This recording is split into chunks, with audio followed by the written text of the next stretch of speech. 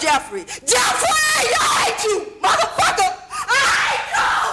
That's is out of control! Don't fuck with me, Jeffrey. I'll kill you, goddammit! Look at me, motherfucker! I can kill you! In a courtroom, the prosecutor is not just a person presenting evidence. They are a fierce opponent, attacking the defendant's story piece by piece.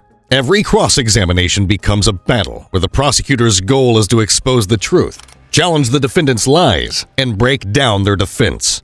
The tension is high, with emotions running wild as both sides clash. With the stakes so high, one wrong move could change everything. Stop.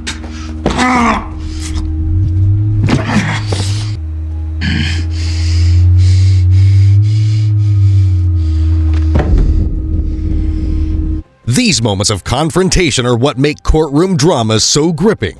When the prosecutor goes on the attack, the whole room feels the heat. The Menendez brothers' trials in the 1990s were courtroom dramas that gripped the nation. Lyle and Eric Menendez were charged with the brutal murders of their wealthy parents, Jose and Kitty Menendez, in their Beverly Hills home. Now, the district attorney in Los Angeles says the two brothers, Eric and Lyle Menendez, should be resentenced for the killing of their parents in their Beverly Hills home in 1989. Beverly Hills emergency? Yes, police. What's the problem? What's the problem? What's the problem? Someone killed my parents. While their brothers admitted to the killings, their defense was anything but straightforward. They claimed that they had endured years of emotional, physical, and sexual abuse at the hands of their father. She was moving toward me, and I kind of put my arms up because she flails with her fists sort of wildly, and she reached and she grabbed my hairpiece, leading them to commit the murders out of fear and desperation. But the prosecution wasn't buying it, and they came out swinging. Led by prosecutor Pamela Bazanich in the first trial and David Kahn in the second, the prosecution aggressively sought to dismantle the brothers' abuse claims. From the start, their strategy was clear. Excuse us, this is a special report from the Van Nuys courthouse. Both Menendez brothers have been found guilty. Portray Lyle and Eric as cold-blooded killers who were motivated by greed, not fear. They argued that the brothers had grown tired of their parents' strict rules. I told him that I would tell everybody. Then he said, "We all make choices in life, son. Eric made his, you've made yours." What did you think was going to happen? I thought we were in danger. I thought he felt he had no choice. But to what? That he would kill us. And wanted to inherit the family fortune.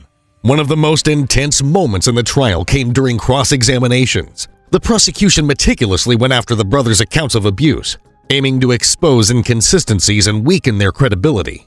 For instance, they highlighted how, despite claiming to live in constant fear, the brothers had gone on lavish shopping sprees right after the murders. Within days of their parents' deaths, Lyle bought an expensive Rolex, and Eric hired a tennis coach. These actions, the prosecution argued, were not the behaviors of traumatized young men, but of individuals reveling in their newfound wealth. The courtroom was often electric, particularly when the prosecutors pressed the brothers on their memories of abuse. They challenged Eric, for example, on why he hadn't confided in anyone or sought help earlier if the abuse was so severe. When Eric hesitated or gave unclear answers, the prosecution pounced, framing his uncertainty as a sign that the abuse claims were fabricated.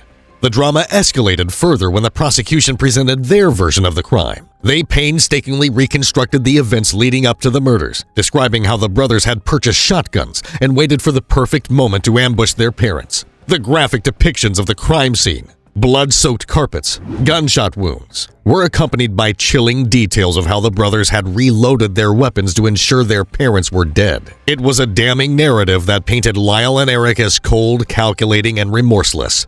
During closing arguments, the prosecutors proved their point home, emphasizing that the brothers' actions after the murders, destroying evidence, providing false alibis, and lying to police, demonstrated a clear consciousness of guilt. They argued the jury to see through the emotional testimonies and focus on the facts.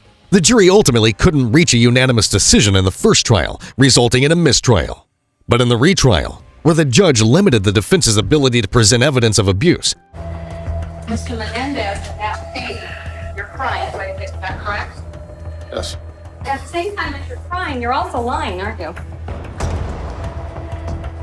Yes. The prosecution's narrative prevailed. Both Lyle and Eric were convicted of first-degree murder and sentenced to life in prison without parole. The OJsimpson trial in 1995 was a courtroom showdown unlike anything the world had ever seen. Dubbed the trial of the century, it pitted prosecutors Marcia Clark and There has never been a defendant in the history of this state that has had everybody bend over backwards for him the way this one has. Christopher Darden against Simpson's formidable defense team, led by Johnny Cochran and Robert Shapiro. The stakes were high. Simpson, a beloved NFL star and celebrity, was accused of the brutal murders of his ex-wife Nicole Brown Simpson and her friend Ronald Goldman. If she fell when she was outside, it's because you made her fall, right? No. Because you were hitting her, right? No. You were pounding her. No. The trial was broadcast live, turning the courtroom into a battleground of high drama and legal theatrics. From the very beginning, the prosecution faced an uphill battle. Clark and Darden knew they needed to present a rock-solid case to overcome the public skepticism and the star power of Simpson's defense. Their strategy was to focus on the physical evidence. The bloody glove found at Simpson's property, DNA evidence linking Simpson to the crime scene, and inconsistencies in his alibi. But every step of the way, they encountered fierce resistance from the defense. This is actually closer to a large than an extra large at this point. One of the most dramatic moments came when the prosecution introduced the infamous glove. The glove was a key piece of evidence, supposedly worn by the killer during the murders. To drive their point home, Clark and Darden asked Simpson to try on the glove in front of the jury. This was meant to be a powerful visual, Simpson struggling to fit his hand into the blood-stained glove. But things didn't go as planned. He was not trying to push his hand into it. He was doing this. He never really made an effort to get the glove on. When Simpson held up his hands, the glove appeared too tight. Johnny Cochran seized the moment, delivering the now iconic line, "If the glove doesn't fit, you must acquit." If it doesn't fit, you must acquit. This single phrase undermined what was supposed to be a damning piece of evidence. The tension between the prosecution and defense was palpable during cross-examinations. Darden, in particular, often clashed with Cochran. One of the trial's most heated exchanges occurred when the prosecution accused the defense of playing the race card. The defense argued that Simpson was the victim of a racist police conspiracy, pointing to Detective Mark Furman's racist remarks as evidence. Darden pushed back hard, questioning the credibility of these claims and emphasizing the overwhelming physical evidence against Simpson. But Cochran's fiery rhetoric and charisma often swayed the jury, leaving the prosecution on the defensive. Another critical moment came when Clark cross-examined defense witnesses. She methodically picked apart their testimonies, aiming to expose contradictions and lies. Her sharp questioning of Simpson's house guest, Kate O'Kalin. Approximately what time was it when you got your food? 9:25, 9:26. Revealed his unreliable memory and casual attitude, which the prosecution argued was an attempt to protect Simpson. Clark's intensity during these exchanges underscored her commitment to justice, even as public opinion often seemed to side with the charismatic defense. Despite the prosecution's best efforts, the trial ended in a stunning acquittal. Versus Orenthal James Simpson, case number BA097211. We, the jury, in the above entitled action, find the defendant Orenthal James Simpson not guilty of the crime of murder. The jury deliberated for less than 4 hours before declaring Simpson not guilty. The verdict shocked the nation, exposing deep racial and social divides. While the prosecution may have lost the case, their relentless pursuit of the truth remains one of the most compelling aspects of this historic trial. The Ted Bundy trial of 1979 was a spectacle unlike any the American justice system had seen before. Imagine a courtroom packed to the brim with reporters, cameras flashing, and an audience glued to their seats as one of the most chilling serial killers in history tried to charm his way to freedom. But Bundy didn't just sit quietly and let his lawyers do the talking. No, he decided to represent himself, turning the trial into a theater of drama, manipulation, and tense exchanges. You always say an indictment, all right? Why don't you read it to me? You're up for election, aren't you? Mr. Bundy? You got it, didn't you? Mr. Bundy? You told him that you were going to get me.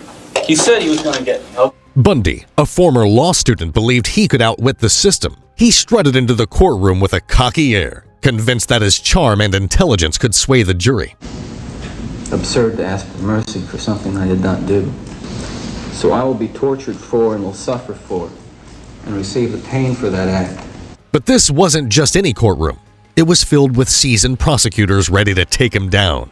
Their job was to prove that Bundy was the monster behind the gruesome murders of 2 young women at Florida State University's Chi Omega sorority house. From the start, the trial was a battleground. Bundy often clashed with prosecutor Larry Simpson, who was unshakable in his mission. Simpson presented a mountain of evidence, including chilling testimonies from witnesses and survivors.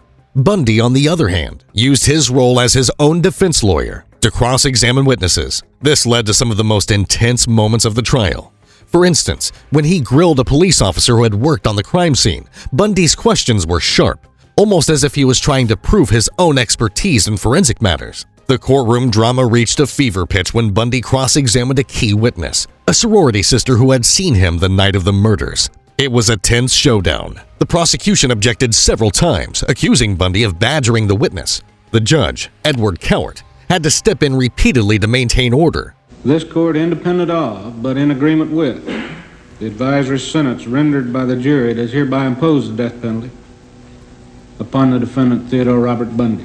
Despite Bundy's attempts to intimidate and discredit her, the witness stood firm, painting a damning picture of the man she saw that night. As having seen them before.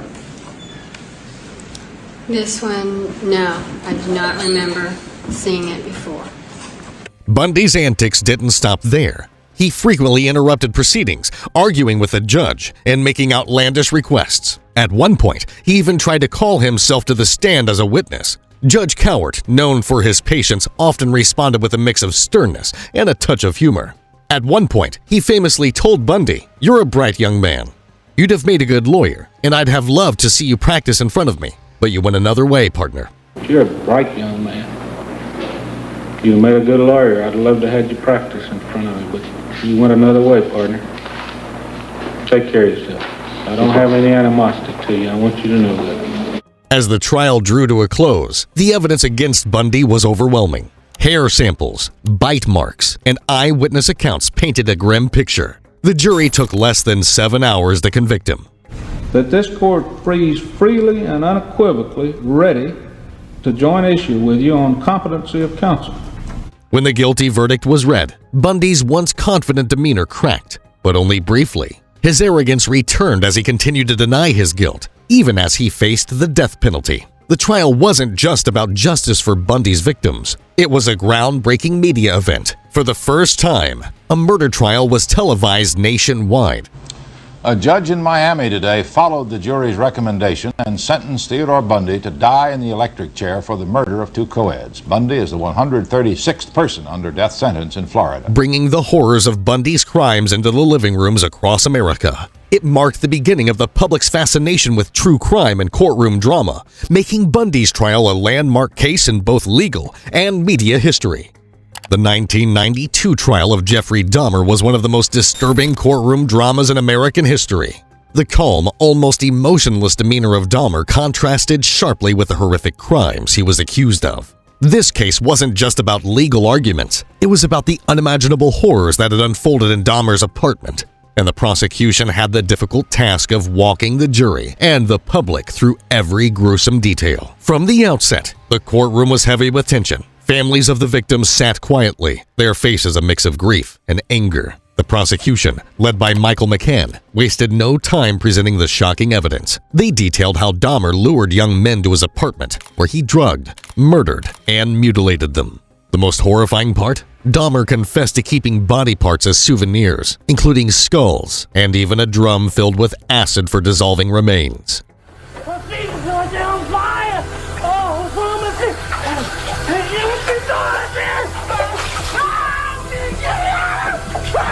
As this evidence was laid out, the courtroom gasped. Photographs from Dahmer's apartment were shown.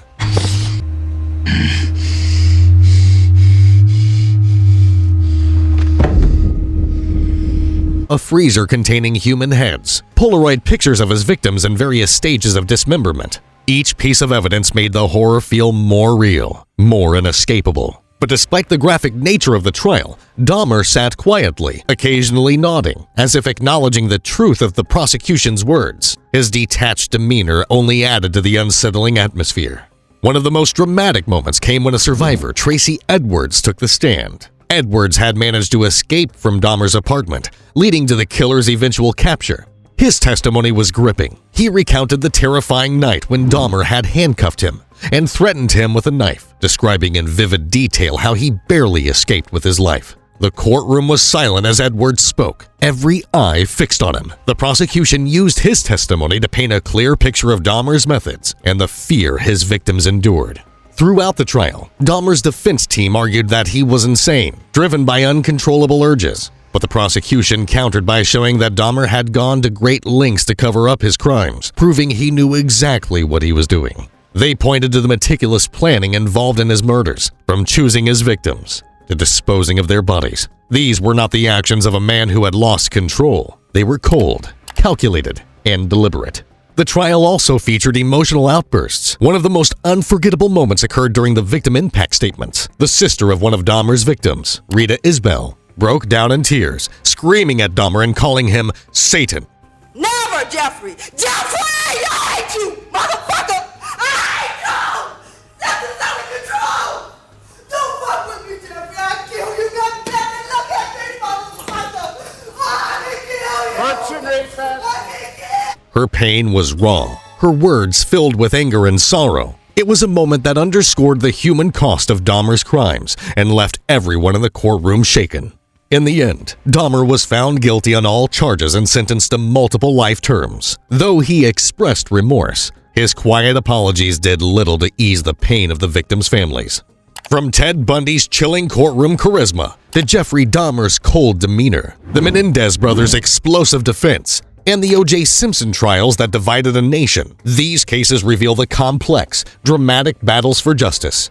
Each trial was unique, with fierce prosecution efforts and unexpected twists, leaving lasting marks on legal history. What are your thoughts on these high-stakes courtroom dramas? Was justice served in each case? Drop your opinions in the comments below. Like the video if you enjoyed this deep dive, and don't forget to subscribe for more true crime stories and legal insights.